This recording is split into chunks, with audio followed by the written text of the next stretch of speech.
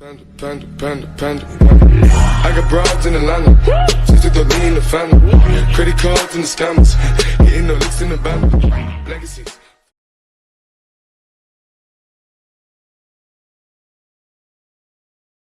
Salut à tous et bienvenue sur cette vidéo, j'espère que vous allez bien. Donc voilà, ça fait un petit moment que j'ai pas sorti cette vidéo. Pour préciser, la vidéo sort le jour où je l'ai tournée, le samedi. Pour ceux qui la voient le samedi, je vais tourner le jour même. Donc voilà, donc ça fait 2 semaines que presque j'ai... je crois que ça doit faire 2 semaines que j'ai pas sorti de vidéo, je vais vous expliquer pourquoi. Des problèmes, avec des problèmes moi, laissez tomber.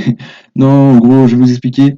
En fait, l'organisation que j'avais dit avec l'appli, la série Fiche de métier et Aero Expo, vous savez, j'avais dit je sortirais une vidéo le 31 ou le 30, vous voyez, donc le dernier jour du mois et le premier jour du mois qui suit. Donc par exemple, si on prend, on va pas prendre février, mais si on prend là mars, j'en saurai une le 31 mars et une, je sais plus si c'est 31 ou 30, soit le 30 soit le 31 mars, le dernier jour de mars, et j'en sors une autre le premier du coup avril. Vous voyez, c'était comme ça l'organisation. Pourquoi je dis au passé? Parce que cette organisation, je vais l'arrêter, parce que c'est trop compliqué. Parce que moi, il faut savoir qu'à côté, j'ai des cours, et tourner une vidéo dans le jour même, parce que parfois ça tombe les jours tombent dans la semaine, et tourner une vidéo le jour même, c'est très compliqué au niveau de l'organisation. J'avais pas pris ça en compte, et du coup, je vais arrêter cette organisation, et je vais changer l'organisation. Mon but sera de faire 2 vidéos par mois de ces 2 séries. En gros, je ferai une vidéo sur la fiche des métiers et une vidéo sur l'Aéro Expo par mois. En gros, ça fera 2 vidéos, mais une vidéo de chaque. Vous voyez? Donc ça veut dire que là, pour ce mois de février, donc à celle d'aujourd'hui, et une autre qui sortira peut-être la semaine prochaine, ou celle d'après, vous voyez, mais l'autre sortira en février. Et ensuite, en mars, il y aura une vidéo sur la fiche des métiers, une vidéo sur l'Aéro Expo, et etc. Vous voyez, donc on a le temps, voilà. J'espère que vous avez compris. En tout cas, si vous avez des questions, vous posez j'arrive plus à parler. Vous les dites en commentaire si vous avez des questions. Vous sur mon Insta, qui sera en description si vous voulez me demander des questions, plutôt en privé et comme vous voulez. Et puis voilà. Comme on a pris un peu de retard à des vidéos, en vrai, oui, j'ai pas un emploi du temps, mais j'avais calculé après jusqu'à quand ces 2 séries allaient continuer. J'avais dit, je crois, juillet, peut-être fin juillet. Mais là, ouais, elle risque de durer peut-être un peu plus longtemps, du coup. Peut-être août, voire septembre. Moi, ça me dérange pas, hein, franchement. Voilà, moi, je prends du kiff aussi à faire ça. Et le plus chiant, c'est de faire le diapo, tout ça. Puis, en vrai, c'est plus kiffant quand tu fais la vidéo. Enfin bref, voilà, donc je mettrai un petit chapitre sur la vidéo, comme ça c'était les explications. Maintenant on va commencer la vidéo. Et puis si vous avez des questions, n'hésitez pas à vous poser. Et puis maintenant on commence tout de suite la vidéo. C'est parti. Donc aujourd'hui on va parler du coup de l'agent de sûreté. Donc on est sur la série la fiche des métiers. Un agent de sûreté, bien sûr, aéroportuaire. Voilà. Donc c'est parti. Donc voilà, on a un petit sommaire, donc on va parler de son rôle et après on va plus précisément qu'est-ce qu'il va vraiment apporter, qu'est-ce qu'il va faire, vous voyez. Ensuite, le problème, s'il y a un problème, comment ça se déroule, comment ça se passe, que ce soit pour lui ou pour les clients. Excusez-moi, je perds la voix. Les compétences et les qualités requises, ainsi que les conditions d'accès. Et enfin, le salaire, qui peut être toujours intéressant. Mais voilà. Donc c'est parti. Quel est... Il y a un problème là. Quel est son rôle? Ok, il y a un petit problème, il me manque le est. Attendez, j'arrive et je remets tout de suite. Voilà, j'ai rajouté le est. Donc l'agent de sûreté va effectuer le contrôle des passagers, mais aussi des équipages et des personnes d'aéroport. Donc il ne faut pas se dire que les agents de sûreté vont que vérifier les clients. Peut-être qu'il y en a qui se disent ça, je sais pas, ou il y en a qui ne savaient pas, vous voyez. Ça vérifie ainsi les équipages et le personnel de l'aéroport. Il n'y a aucune exception, voilà, c'est comme ça. Alors, ils vont J'avais que parler aujourd'hui, je sais pas pourquoi. Donc les bagages et leurs affaires personnelles seront ainsi aussi vérifiés et puis voilà. Donc tout ça, ça va se dérouler au niveau du PIF, le poste d'inspection filtrage. Donc c'est avant l'accès en zone réservée à la sûreté. Et puis voilà. Du coup, tac. Plus précisément, qu'est-ce que c'est? Un agent de sûreté, ça a plusieurs activités. Donc l'accueil, le visionnage sur écran et l'analyse, l'inspection et la fouille. Donc, attendez, je vais fermer la porte. Du coup, c'est bon, que des problèmes, les gars. Faut que je modifie des mots mal écrits, vous voulez fermer des portes. Bon, bref. Donc, je répète, l'agent de sûreté a plusieurs activités. L'accueil, le visionnage sur l'écran et l'analyse, l'inspection et la fouille. Alors, au niveau de l'accueil. Purée, mais c'est pas possible, j'ai jamais fait une vidéo. 1, 2, 3. Ok, on se reprend du coup, parce que une personne qui est venue dans la pièce. Il va y avoir plein de coupures dans cette vidéo. Du coup, l'accueil, donc il va vérifier les documents du voyage pour bien voir si vous prenez l'avion, hein, que vous venez pas comme ça en touriste, bon, même si c'est pour aller faire du tourisme, mais vous m'avez capté. Le bon positionnement des affaires personnelles sur le tapis, voilà, ça va être le rôle des deux personnes, après du client, et d'en mettre bien son truc pour bien que ça passe. Vous voyez, si tu le mets n'importe comment et que ça peut bloquer, tu vois, bon, c'est pas grave, mais voilà. Et puis aussi, l'agent de sûreté doit faire poser avec délicatesse. Il va pas jeter les affaires des gens. Voilà. Enfin bref. Le visionnage sur l'écran d'analyse, du coup, des bagages, hein, pareil, donc grâce au rayon X. L'inspection, que ce soit des passagers ou du personnel. Il y aura les portiques de détection métalliques, ou on appelle ça aussi les ou les magnétomètres. Ça fait longtemps que j'ai pas relu mon exposé, vous voyez. Donc c'est pour ça que j'ai oublié. Donc soit ils seront contrôlés par les portiques de détection métalliques, soit par le magnétomètre. Donc c'est le détecteur électronique à la main, vous voyez. Là, vous avez une petite photo juste ici. Vous voyez, moi je pense que vous savez ce que c'est. Bon, la palpation, en fait ouais, c'est une palpation. Imaginez que ça c'est le petit truc. Ouais, mais en fait non, laissez tomber. Catastrophe cette vidéo, ouais. Catastrophe. Si besoin de palpation de sécurité. Oh là là, je suis fatigué les gars. Et une fouille manuelle des bagages aussi peut être envisageable si en plus de rayon X, c'est aussi le rayon X, ça ne marche pas. Alors, en cas de problème, donc en cas de détection d'un objet interdit au transport ou que ce soit en cabine, l'agent de sûreté, vous, je dis vous parce que, alors faut savoir, si je dis vous, c'est ceux qui veulent faire ce métier, c'est pour ça. Donc voilà, ne vous étonnez pas si je dis vous, voilà. Donc, vous appliquez les procédures d'exploitation et de sécurité, donc que ça soit pour des retraits ou carrément des destructions des objets. Donc voilà, donc il y a vraiment une procédure, je la connais pas vraiment. Si vous voulez trouver vraiment cette procédure, je vous invite à aller chercher de votre côté par vous-même, parce qu'on vous demandera toujours de toute façon de faire des recherches par vous-même. C'est à vous, pas forcément pour accéder au métier, vous voyez, mais c'est à vous de faire des recherches. Par exemple, comme on dit au lycée et tout ça, c'est à vous de faire des recherches. C'est vrai, j'en fais pas. Voilà, allez. Non, sérieux, allez-y, faites-le, ne prenez pas moi comme exemple parfois. Faut que je dis des choses. Les compétences et les qualités requises. Donc, on arrive bientôt à la fin de cette vidéo, ça va très vite, hein, mais c'est des petites vidéos aussi. Bon, ça sera un peu plus long parce que comme j'ai fait les explications, voilà. Donc, la vigilance et la capacité de concentration. Très logique, hein. En cas de personne suspecte, être vigilant, garder un œil sur cette personne-là, mais ainsi que sur toutes les autres personnes. Et être concentré en gros. La rigueur et maîtrise de soi. Rigoureux, ça va de soi, j'ai envie de dire. La maîtrise de soi, s'il y a un problème avec une personne et qu'elle veut pas faire le truc que vous lui demandez et que c'est obligé, faut pas que vous vous haussiez le ton et vous commencez à l'insulter, il faut garder son calme, il faut pas commencer aussi à élever le ton, garder un ton normal, même s'il a un ton élevé par rapport à vous, on s'en fout. Après vous appelez la sécurité va prendre la personne, va l'emmener au niveau il y a une police de l'aéroport normalement qui s'occupe des personnes qui ont un mauvais comportement ou un truc comme ça, que ce soit dans le personnel ou dans les passagers. Les clients, oui, c'est les passagers du coup.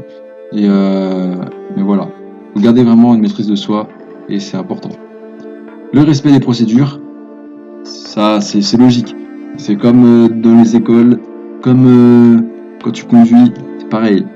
Le sens du service et du contact, voilà, c'est logique. Hein. C'est pas, par exemple, dans les films, les agents de sûreté. Ah, ça, c'est une bonne question. C'est une bonne question. L'agent de sûreté et l'agent de sécurité, est-ce la même chose? Moi, j'ai pas regardé, vous voyez, la différence, ce que c'est entre les deux, la différence. Si vous avez la réponse à cette question, n'hésitez pas à le dire. C'est quoi la différence? Est-ce que ça se trouve, c'est la même chose, hein, mais est-ce que c'est la même chose, un agent de sûreté et un agent de sécurité? Ou est-ce que c'est totalement différent? Donc, si vous avez des réponses, n'hésitez pas à le dire en commentaire.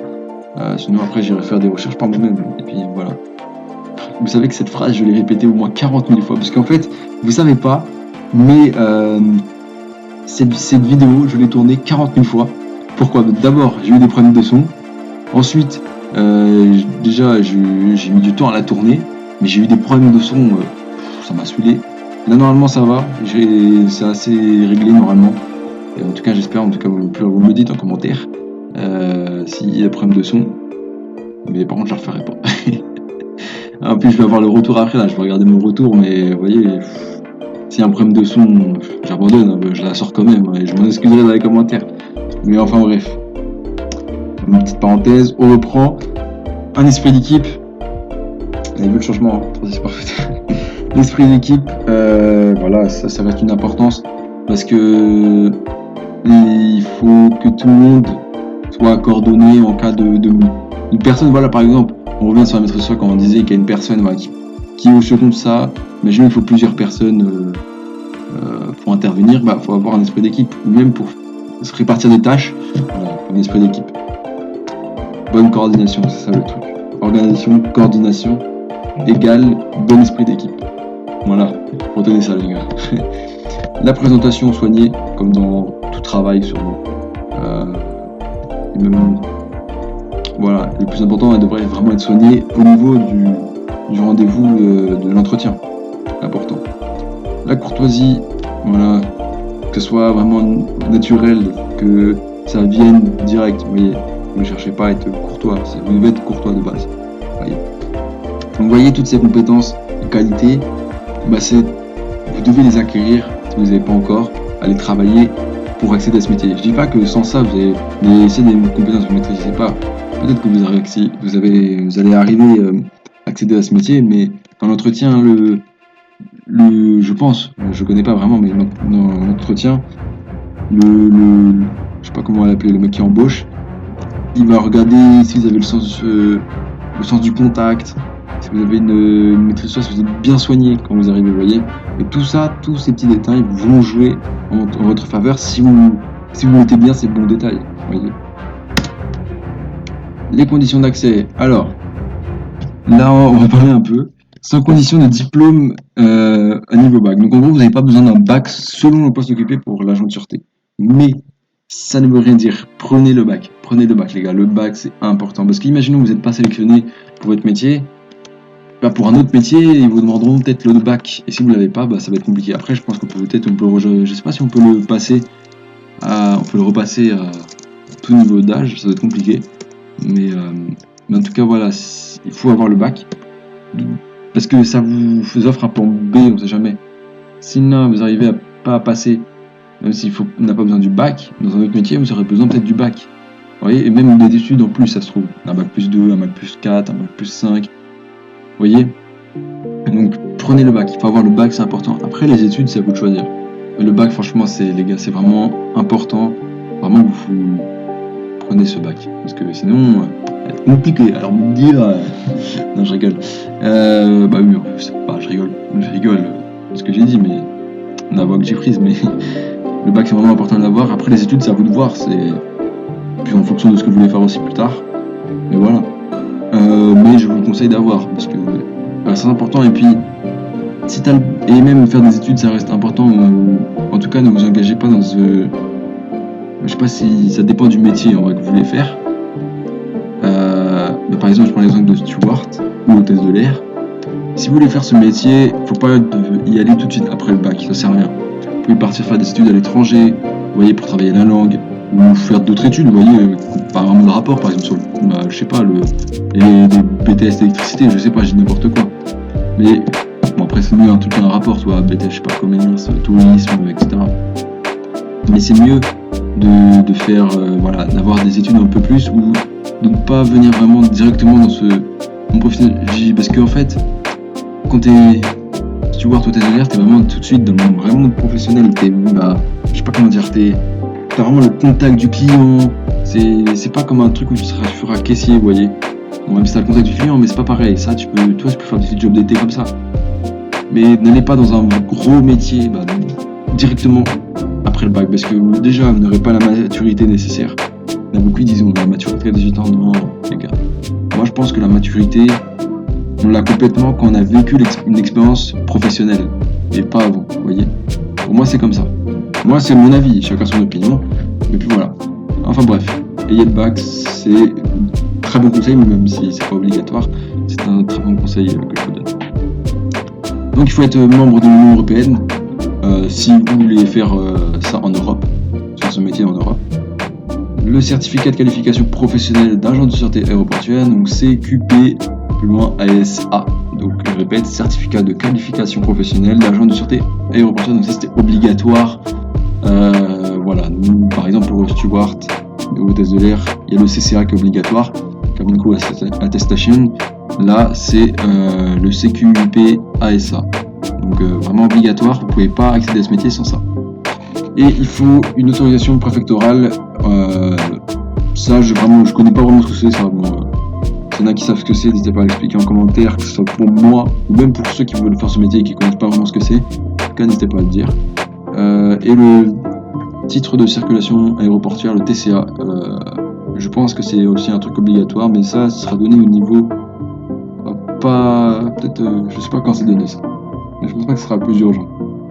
Enfin bref. Et on va finir avec le salaire. Donc, au début, vous allez tourner autour du SMIC, comme la plupart des métiers. Tu rentres, t'arrives, tu vas forcément tourner autour du SMIC. Peut-être un peu plus au-dessus du SMIC, mais tu seras à côté du SMIC. Sachant que tu as des primes, tu peux avoir des primes. Et après, plus tu vas avancer, déjà, ceux qui ne savent pas, plus tu as d'ancienneté, plus ton salaire augmente. Voilà. Plus tu auras d'ancienneté, plus ton niveau d'ancienneté est haut. Alors, ceux qui ne savent pas, le niveau d'ancienneté, c'est depuis combien de temps tu es dans l'entreprise. Par exemple, tu arrives, on va dire que ça fait 2 ans que tu es dans l'entreprise, tu compares ton salaire avec quelqu'un qui est là depuis 30 ans dans l'entreprise, tu verras qu'il y a une différence quand même assez énorme. C'est énorme. Il y a une différence de salaire en tout cas entre vous deux, c'est normal parce que cette personne-là est à son poste, elle a son métier depuis 30 ans. Alors que toi, tu es là depuis 2 ans. Voilà, donc, plus tu vas avoir un niveau d'ancienneté élevé, plus ton salaire va augmenter. Je dis pas ça va augmenter de beaucoup, mais voilà, ça augmente, je pense, au fur et à mesure. Enfin voilà, si vous avez des questions, n'hésitez pas à poser en commentaire. En tout cas, c'est fini pour cette vidéo. Et puis voilà, donc et voilà. En tout cas, la vidéo où j'étais un peu fatigué, désolé. Mais voilà, j'ai l'impression d'avoir fait de la gestion. Je vous jure, j'ai l'impression d'avoir fait de la gestion. On parle du salaire, wow, des qualités, des compétences. J'ai fait de la gestion. Voilà les gars, salut, on se dit à la prochaine. Et puis je vais dire bonne journée, parce que vous allez voir cette vidéo peut-être aujourd'hui. Salut à tous, ciao.